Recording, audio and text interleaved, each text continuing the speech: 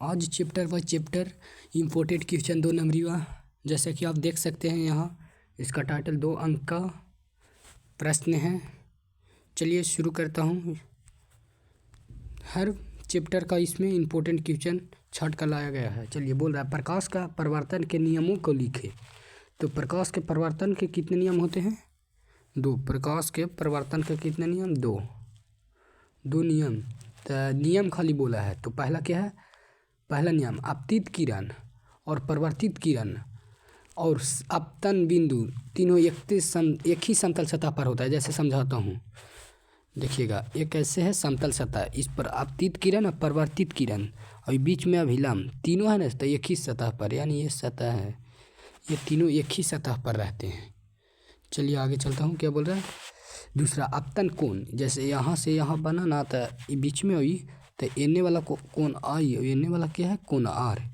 कोण आर आई मानो आपतित किरण, आर माने अपरिवर्तित, जिसे आपतित किरण अपरिवर्तित किरण और अपतन बिंदु, जिसे इसे अपतन बिंदु यहाँ है। तीनों एक के समतल सतह पर हैं। क्या? तीनों एक के समतल सतह पर। चले आगे चल लेते हैं। बोल रहा है गोलीय दर्पण क्या है? यह कितने प्रकार का होता है? गोलीय दर्पण वैसा दर्पण जैसे ये गोला है, तो इसका दर्पण बोल रहा है। रुकिए गोला बना देता हूँ। देखिए यही बोल रहा है। हाँ, अब बोल रहा है गोलीय दर्पण क्या है? तो गोलीय दर्पण को कहते हैं, गोलीय दर्पण कहाँ से इसका चलिए, गोलीय दर्पण को कहते हैं जिसका पर्वत सतह, वैसा दर्पण जिसका पर्वत सतह किसी खोखले गोला को, जैसे यहाँ खोखले गोला के एक भाग हो। क्या? तो एक भाग हो। यह 2 प्रकार का होता है। क्या? अवतल दर्पण, जैसे हम इसे यहाँ से काटे तो ये ऐसे बनेगा, देखो यहाँ ऐसे, और ये को ऐसे बनेगा। तो अपतन एक बन जाएगा, यहीं देखो ना, ये यहाँ है, ये को इस तरह है। तो अवतल दर्पण, तो अवतल दर्पण को बाहर से पेंट किया जाता है, और उत्तल दर्पण इसका उठल रहता है, इसे अंदर से पेंट किया जाता है। और इसका पर्वत सतह उत्तल दर्पण को उठा रहता है, देखिए इधर फेंकले रहेगा इससे, और इसका धंसा रहता है, थोड़ा सुन इधर से देखिए, इस साइड से तो धंसा रहेगा। चलिए आगे चलते हैं। इसे मिटा देता हूँ, लिखने में दिक्कत होगा। चलिए आगे क्या बोल रहा है?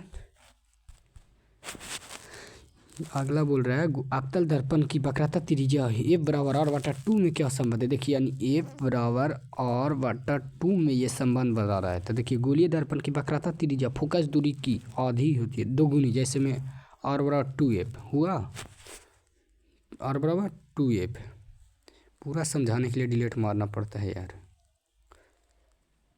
कहने हैं। जैसे r बराबर 2f, तो वक्रता त्रिज्या की फोकस दूरी दुगुनी है ना, इसे ऐसे भी लिख सकते हैं F बराबर r/2, या जैसे फोकस दूरी वक्रता त्रिज्या की आधी होती है, अर्थात r बराबर a/2। चलिए आगे बोल रहा है प्रकाश के परिवर्तन के नियमों के लिखे। ये बहुत इंपॉर्टेंट है। परिवर्तन अपवर्तन सब इसमें देख सकते हैं, सिर्फ इम्पोर्टेंट ही लाया गया है, ये नहीं कि जो उठाया ला कर यहाँ पढ़ाने चालू कर दिए।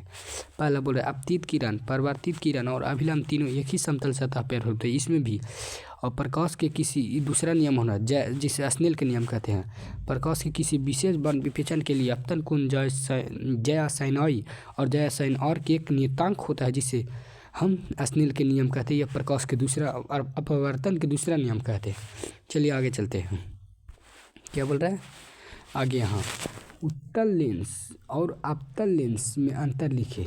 देख सकते हैं आप लोग, सिर्फ यहाँ इंपॉर्टेंट ही क्वेश्चन लाया गया, ही नहीं कि जो पाया उठा दीजिए। पहले आप इससे जितना से हो सके शेयर करें अपने दोस्तों में, और चैनल को सब्सक्राइब करें, उसके लिए मैं धन्यवाद बोलूँगा। चलिए बोल रहा है उत्तल लेंस किनारे की अपेक्षा बीच भाग मोटा है। जैसे उत्तल लेंस ऐसे और ऐसे, फिगर नहीं छपा है, मैं छाप देता हूँ, रुकना। उत्तल लेंस देखिए ऐसा होता है। क्या? तो ऐसा। तो देखो किनारे की अपेक्षा मानो इस साइडवा और इस साइडवा, देखो एक अपेक्षा, एक इसका अपेक्षा बीचवा भाग क्या है? मोटा। चलिए आगे क्या बोले? अपतल लेंस किनारे की अपेक्षा बीच भाग पतला होता है। तो अपतल लेंस ऐसे होता है, ऐसे करके और ऐसे। तो देखो यहाँ किनारे में फैला इसका लोकेगा, ये नहीं बढ़िया तरी बन पड़ रहा है, और बीच भाग पतला, देख सकते हैं। और दूसरा बोला इसकी फोकस दूरी धनायन होती है, नहीं आया। उत्तल लेंस प्लस होता है। जब भी बोले लेंस, उत्तल लेंस, अपतल लेंस, तब उत्तल में जो आएगा ना लेंस या दर्पण प्लस में, और इसमें माइनस। और दूसरा इसकी फोकस इसमें वास्तविक तथा काल्पनिक दोनों प्रतिबिंब बनता है और इसमें सिर्फ है ना काल्पनिक प्रतिबिंब बनेगा और इसमें आप तल में जाइएगा तो उल्टा हो जाएगा। चलिए आगे बढ़ते हैं। दृष्टि दोष यानी आँखों का व्यवहार के बारे में और यह कितने प्रकार का होता है।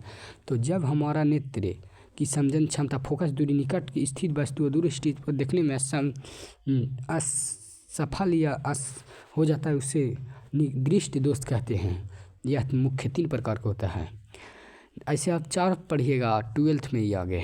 यहाँ 3 है, निकट दृष्टि दोष, दूर दृष्टि दोष और एक होता है जरा दृष्टि दोष।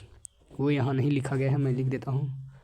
जरा दृष्टि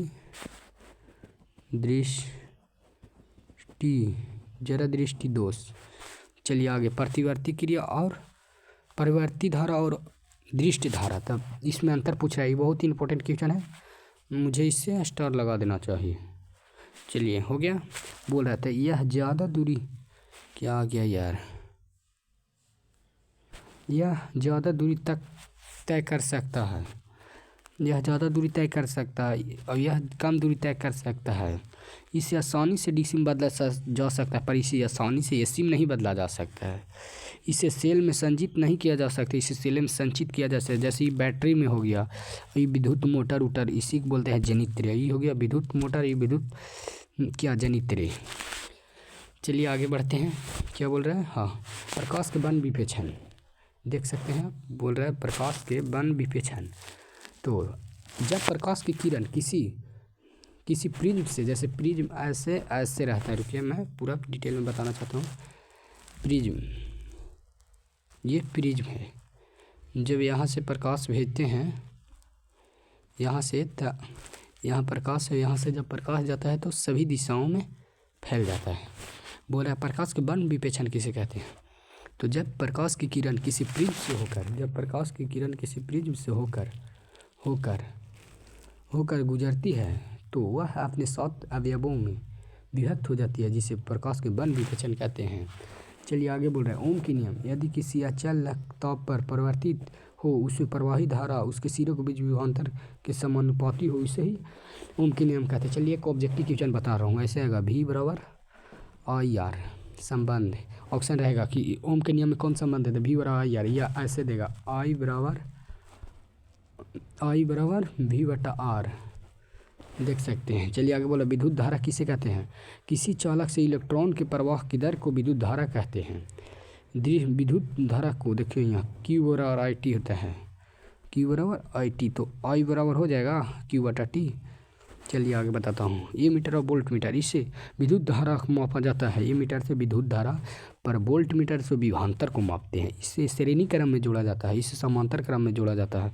समांतर इसे निरूपण कर A के द्वारा, इसे V के द्वारा निरूपित किया जाता है। चलिए थैंक्स दोस्तों, आप पूरा वीडियो देखने के लिए चैनल को सब्सक्राइब कर दीजिएगा और जितना से जितना हो सके इसे शेयर कीजिए। ओके।